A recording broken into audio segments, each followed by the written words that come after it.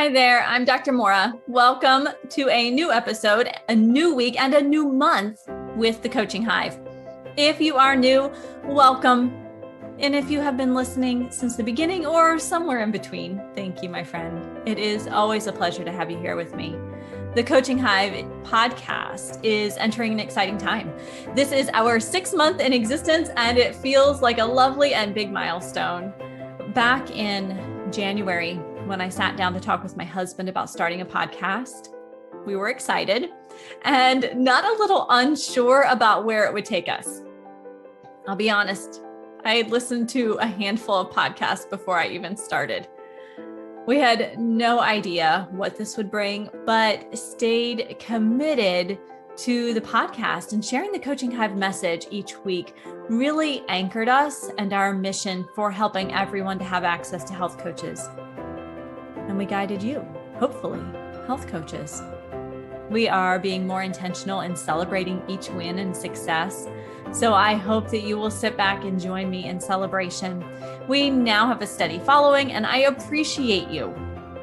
If you have gotten anything out of the previous episodes, I invite you to leave a review on your favorite podcast provider so that we can reach even more people in the coming months. Okay. Now that you've indulged me just a little bit in some celebration and looking back, it's probably time to get to our main topic for today. For the past 22 episodes, we have talked about mindset, we've talked about efficiency, we've talked about focus, mindfulness, motivation, change, and so much more. This month, I thought we would go back to the basics of our coaching toolbox and talk about communication skills. Not only do communication skills play a big role in our coaching conversations, they are also an integral part of our coaching business. So if you are ready to dig into communication, I invite you to grab a drink, a notepad, a pen, and play this family-friendly podcast through your speakers. Okay, so you've committed to listening to this podcast, so why don't we just jump right on in? Often you are faced with asking the right question of a client, a fellow coach, a mentor, an employee, or even someone in your family. And you can feel frustrated that they misunderstand the question. Maybe you feel nervous about asking the right thing in the right way, or even knowing what to ask to elicit the information that you're seeking. So in this episode, I am going to share just a few ways to minimize these concerns and maximize your ability to create quite a question, one without these challenges. Crafting powerful questions can be challenging because of so many different factors. One of the big challenges is that we all communicate in a slightly different way. We all have our favorite word patterns, our shortcuts, or the favorite terms that we use. This means that your question has the possibility of being confusing or completely misinterpreted, even if it's clear as day in your mind. Add on to that most English words are either positively or negatively charged.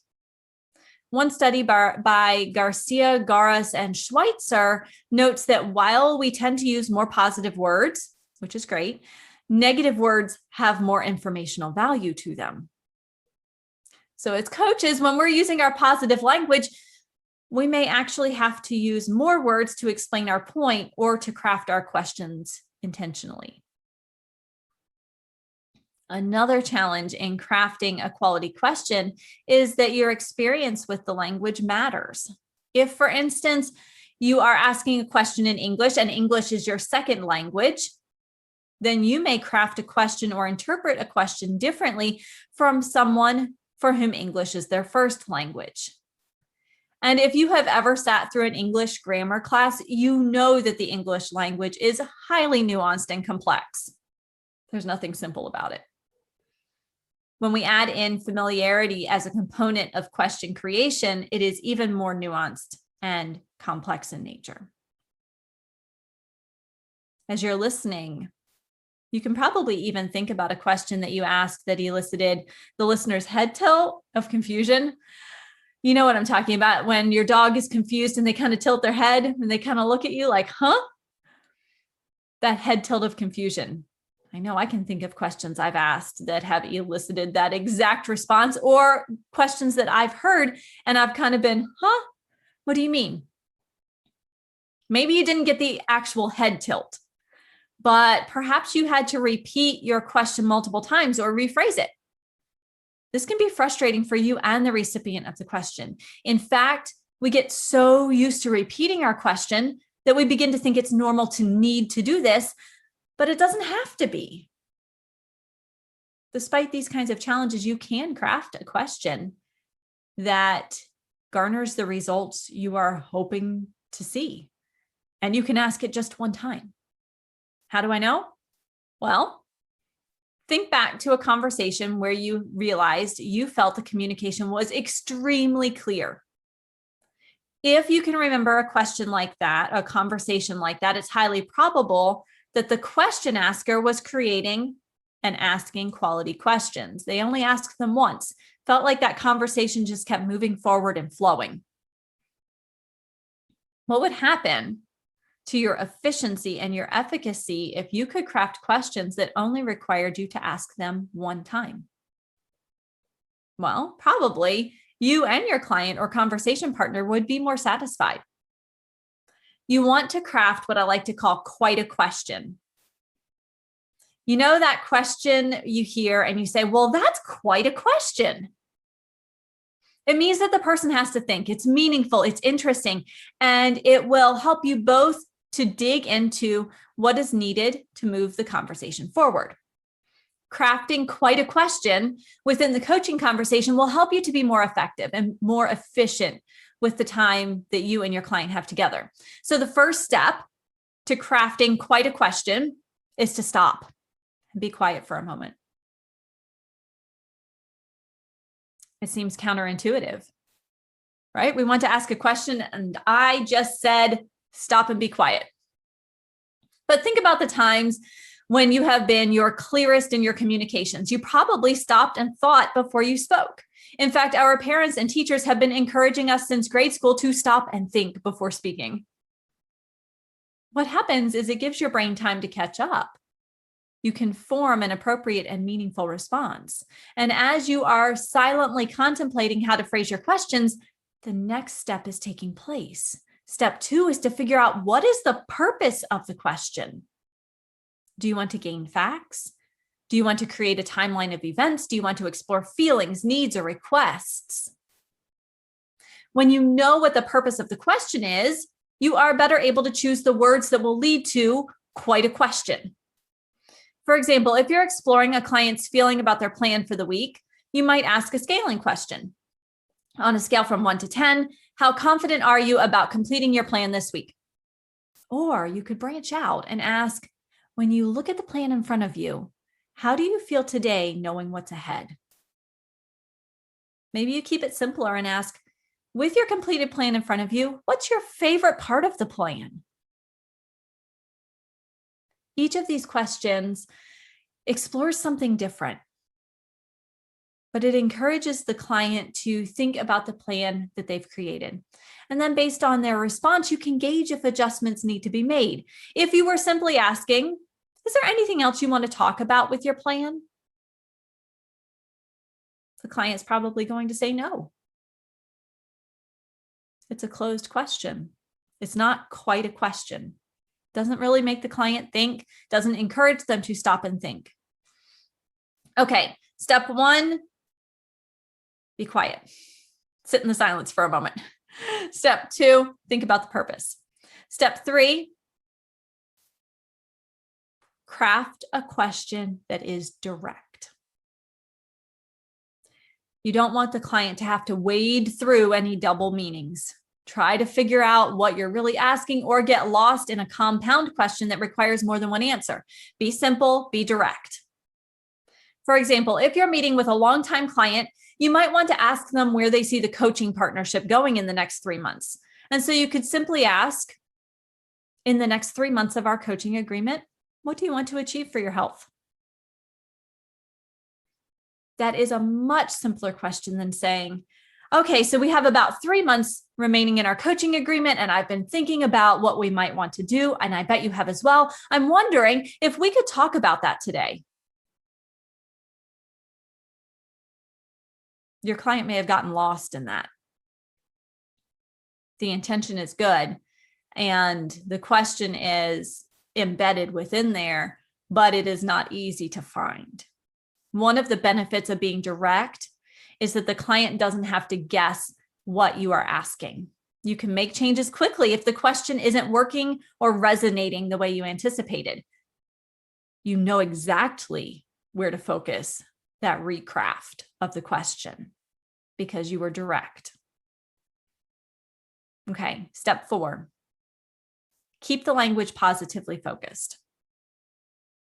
Although our brains can process negative words effectively and efficiently when structured in a specific way, negatively worded questions can lead the client or conversation down a rabbit trail that may even move the client backward instead of forward.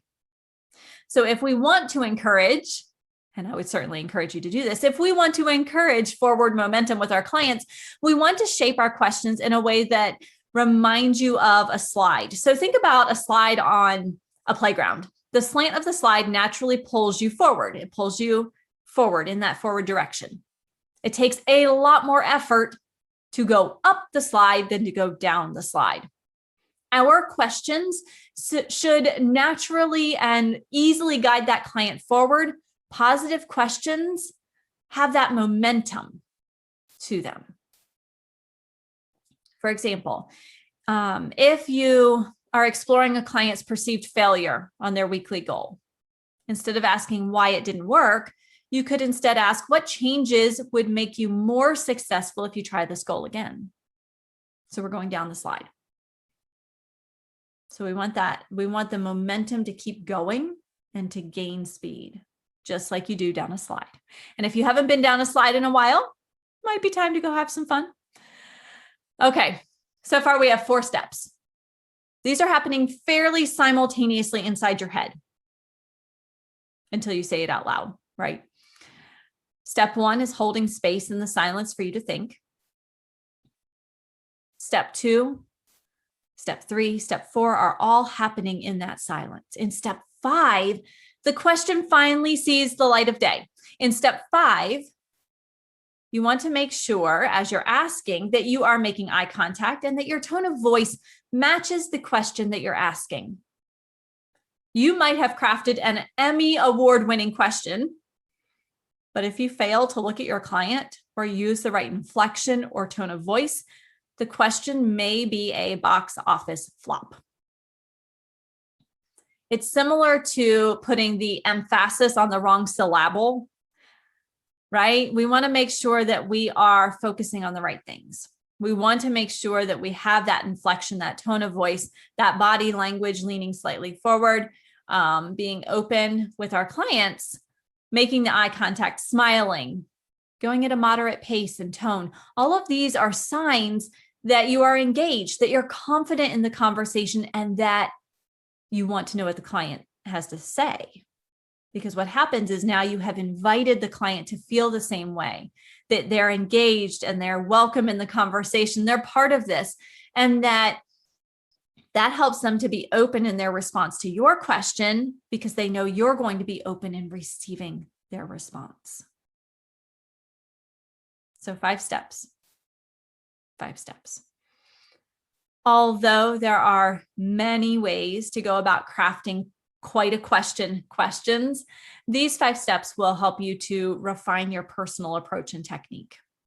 As a reminder, you're going to stay silent, get clear on the purpose of your question, make sure the question is direct and positive, deliver the question with intentional eye contact and tone of voice. The beauty of refining your approach to crafting quite a questions is that you can practice in everyday conversations. You don't have to wait for a coaching conversation or that perfect moment that might not come very often. Each and every time that you craft a question, you can do so with these ideas in mind. So even though questions may not come naturally to you, it's easy to get practice in. It's something you can do every day. Hopefully, this quick how to craft quite a question guide will help you to continually enhance the questions that you ask in your coaching conversations. Not only will your coaching conversations benefit, but your business conversations and your personal conversations will also benefit.